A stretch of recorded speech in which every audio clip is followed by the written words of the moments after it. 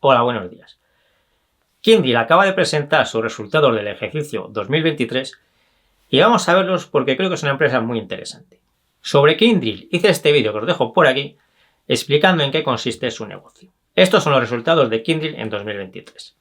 Sigue perdiendo dinero como estaba previsto, aunque mejora algo la situación porque pierde un 33% menos que en 2022. También estaba previsto que bajasen los ingresos, aunque sin tener en cuenta los cambios de las divisas, los ingresos de 2023 serían similares a los de 2022. Lo que está haciendo Kyndryl desde que se escindió de IBM es salir de negocios poco rentables.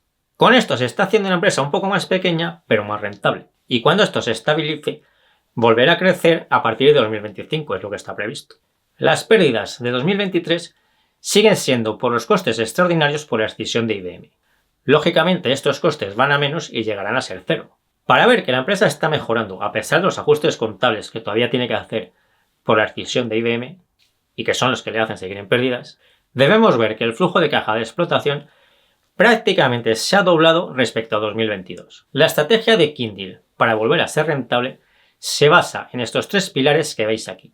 Y en los tres lo ha hecho en 2023 mejor de lo que había previsto. El primero es aumentar sus alianzas. Recordad que Kyndryl, cuando era parte de IBM, solo trabajaba dentro del mundo IBM y ahora se está abriendo a trabajar en todo tipo de entornos. Este es uno de sus grandes atractivos para el futuro y uno de los motivos por los que la decisión de IBM fue positiva y la va a convertir en una empresa mejor y de mayor crecimiento. El segundo pilar consiste en simplificar sus procesos para dar unos servicios mejores, más rápidamente y a un coste más bajo. Es decir, Kyndryl, que es una empresa muy grande, se había hecho ineficiente y ahora está resolviendo eso.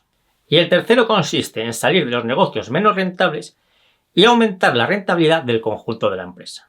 En 2024 estos tres pilares van a seguir siendo el centro de su estrategia, para volver a ser rentable y tener unos beneficios acorde con su tamaño lo antes posible.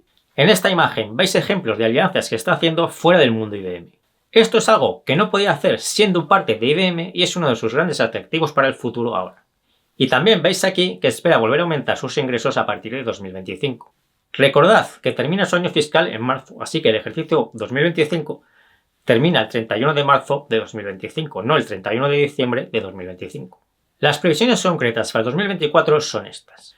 Espera una caída de los ingresos del 5%, incluyendo los movimientos de las divisas.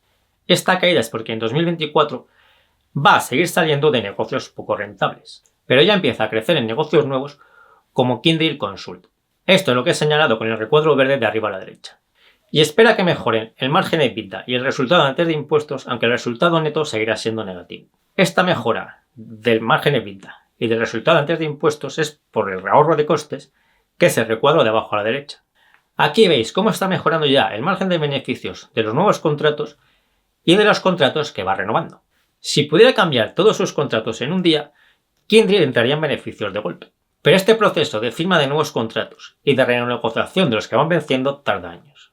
Y por eso Kyndryl aún va a tardar algo de tiempo en tener unos beneficios acorde a su tamaño y a su negocio, pero va por el buen camino. Os pongo aquí algunos ejemplos de algunos nuevos contratos que ha hecho Kyndryl para que veáis el tipo de cosas que hace. En esta otra imagen veis los sectores para los que trabaja Kyndryl. Casi la mitad de su negocio es el sector financiero. Y de hecho, CaixaBank, por ejemplo, es uno de sus proyectos más importantes a nivel mundial. También son clientes suyos el BBVA, Mapfre y muchas otras empresas de España y del resto del mundo. Ahora, no podemos usar ni el PER ni la rentabilidad por dividendo para valorar a Kyndryl porque todavía pierde dinero. Y en 2024 probablemente lo seguirá perdiendo o en el mejor de los casos ganará muy poco. En $12, Kyndryl tiene una capitalización de 2.700 millones de dólares. Su EBITDA ajustado es de 2.000 millones de dólares.